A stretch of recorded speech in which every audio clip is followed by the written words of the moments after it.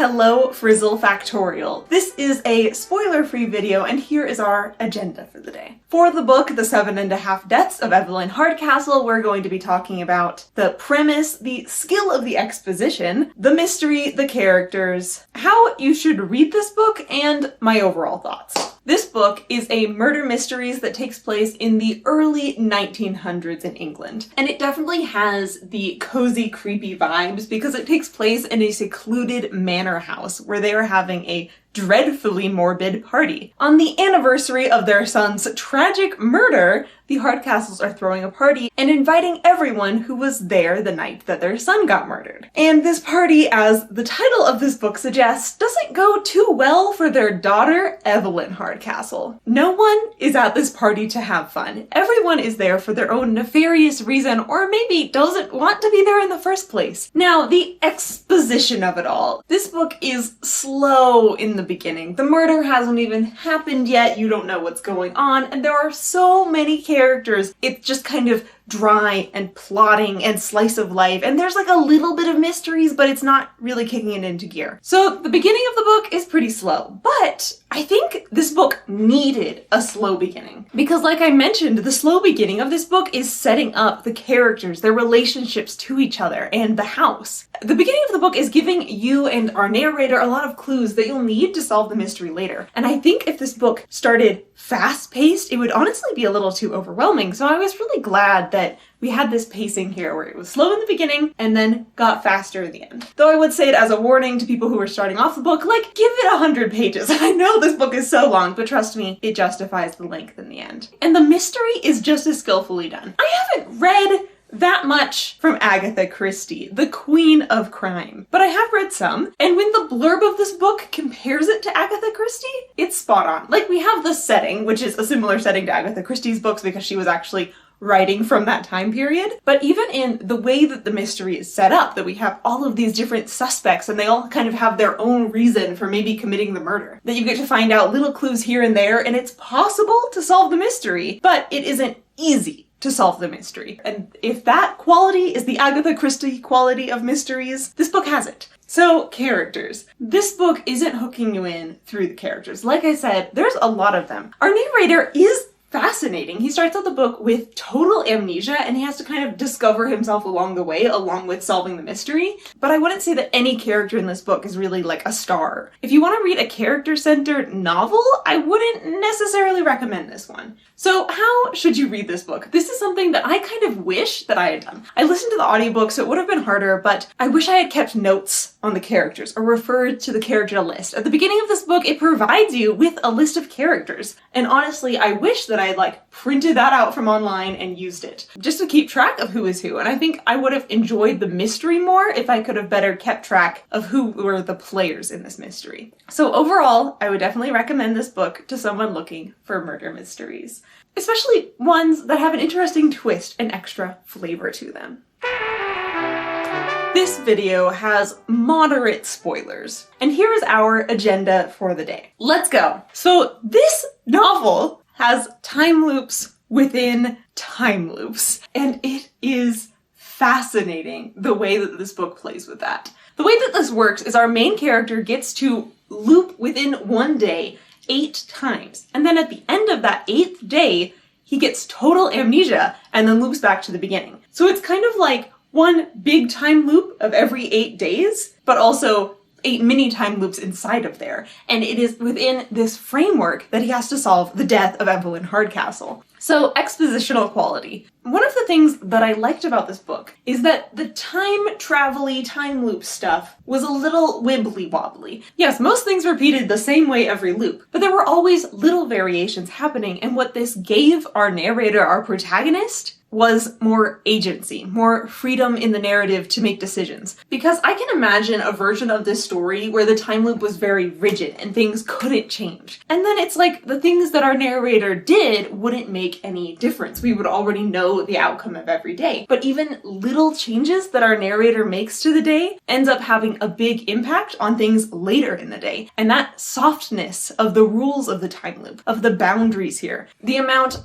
that a little pressure over here could change something big over here really sold it for me and kept up the suspense. That even though by the end of all these time loops, I felt like I knew what was going on pretty well, I also knew that there was the potential for big plot twists anyway, and that was amazingly done. So, the mystery. There is the titular mystery of the death of Evelyn Hardcastle, but there's also like lots of little mysteries that keep the pace of this book going.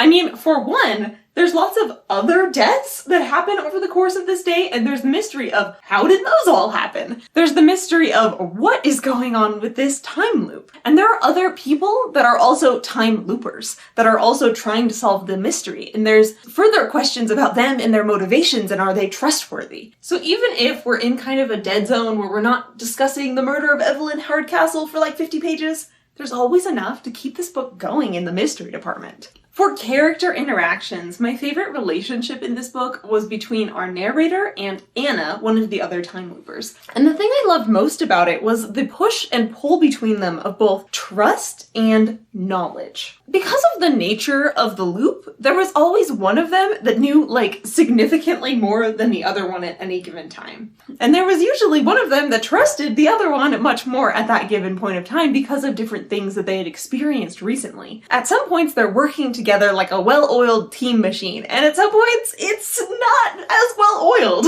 And definitely whenever Anna was on the page, whenever she was doing things, I was enthralled. So, how should you read this book? I would also recommend maybe just doing what I did, which was going with the flow. Like, you could take a bunch of notes of all the characters, or you could just not, and the book does do enough juggling to remind you who people are when it's important enough, you know? I do think that maybe if I had taken character notes, I could have solved the mystery, but like, maybe not. I wasn't able to solve the big mystery. Some of the little ones, sure, but we don't have time to talk about that. Overall impressions, one of the things that I love about this book is it's something that keeps you thinking. I talked about how it's always giving you the little mysteries, and it was just perfectly balanced. I never felt overwhelmed about this book, but I was always intrigued. The little hamsters in my brain were working on overdrive. This video contains all the spoilers, and here is our agenda for the day. So this book has body snatching?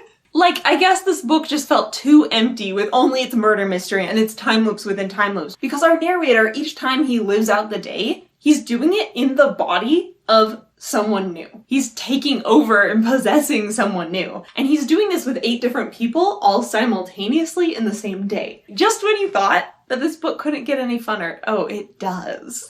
And here is why I really wanted to talk about the expositional quality of this book. Because you would think that after all of this, after the huge cast of characters and the murder mystery and the time loops within that time loops and the amnesia and the body snatchers and the multiple competing time looped body snatchers, that this book would be confusing. Like debilitatingly so. But I was never confused. I'm not saying that everyone will never be confused, but I am saying that this book always gives you enough information to understand what is going on, and also enough information to be intrigued about the mysteries. This book always gives you enough information to follow the most important plotline. Honestly, this book is a masterpiece of clear and entertaining giving information to the reader. I think it does it better than any book I've ever read, because it has this huge hurdle to overcome, and it just gracefully, daintily jumps over it. Now, the mystery. One of the little mysteries that was my favorite was trying to figure out who the future bodies that our narrator would be in. Because he knows that there's theoretically 8 versions of him running around in the same day. But who are they? And there's this one guy in the house named Daniel who presents himself to our narrator as his last host. But if you're watching Daniel closely, and if you're closely keeping track of all the other potential future hosts and the order that they're in, you may just be able to figure out, like I did, and I was so proud of myself, that Daniel is lying and is not a future version of our narrator. But that, I think, is the fun of this book, is that it really rewards you for paying attention. Did I pay enough attention to the characters to figure out some of the other mysteries? No. But I did pay enough attention to the order of the hosts and the clues we were given there to figure out that mystery. The mysteries of this book aren't looking down on you for not being able to figure them out. They are trying to help you figure them out. It's like the ultimate reward for puzzle lovers. So, characters. The body-snatching element really was what made me stay interested in this book. I mean, of course, everything's interesting, but I think if we hadn't had the personalities of the host bodies bleeding through into our narrator, I wouldn't have cared so much about this book. Like, we get a heartbreaking scene where the mother of one of these host bodies dies, and our narrator is so distraught, he's like inconsolably crying for like an hour, even though he knows that it's go time and he has to go solve this murder and there's things he needs to be doing, but he's just so overcome with emotion. From our narrator's perspective, he met this woman like a few hours ago, but he has this connection to the memories and emotions and personality of his host that he can't help but mourn this woman. And that extra mystery of trying to figure out what was the personality of our narrator, which is his biggest concern, honestly, is trying to figure out who he is, was my favorite mystery of the entire book.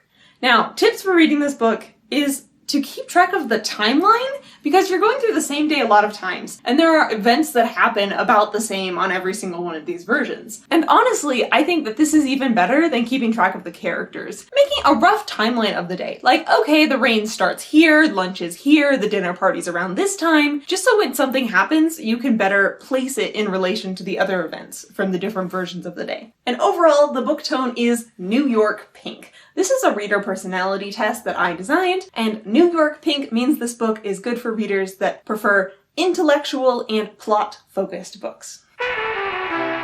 This video is all the spoilers, and here is our agenda for the day. So the classic time loop story, how do you get out of the time loop? You learn life lessons and grow to be a better person, and then you can snap out of the loop. What is the mechanic of the time loop in this book? And fascinatingly, it's a remix of that idea. In this world, humans have made time looping technology, and they've decided to use it as a prison that is kind of rehabilitation, but not really. The idea is that these inmates can only get out of the time loop if they solve the murder mystery that has been placed before them, which is an excerpt of the timeline of a real murder mystery that they actually do want solved. And that they will only be able to solve this mystery if in some way they've become a better person, which is the leap of logic that I don't quite get. So the exposition of all of this is given from the mysterious warden, who is also trapped in this time loop. What did he do to get this job? And he dresses up like an old-fashioned plague doctor and shows up to give, honestly, info dumps, but in an intriguing way, because he's also pretty threatening and vague. For one of the mysteries of this book, it's like, can you trust the plague doctor? Is he actually in charge of this time loop like he claims to be? Is the information that he is giving true? And I had this theory for a long while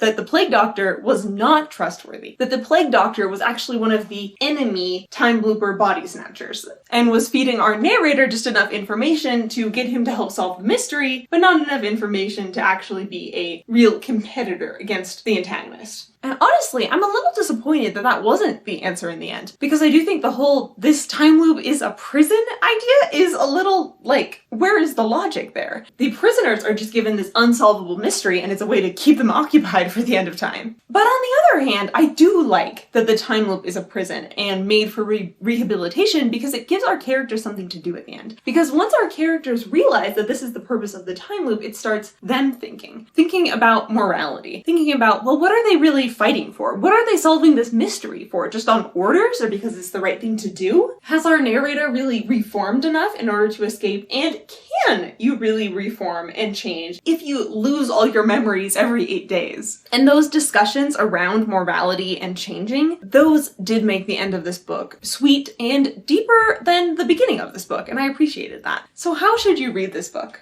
Just fall in love with it in whatever way works best for you. It is an ambitious project, it reaches for the stars, and it nails it. In the end, I quite liked this one.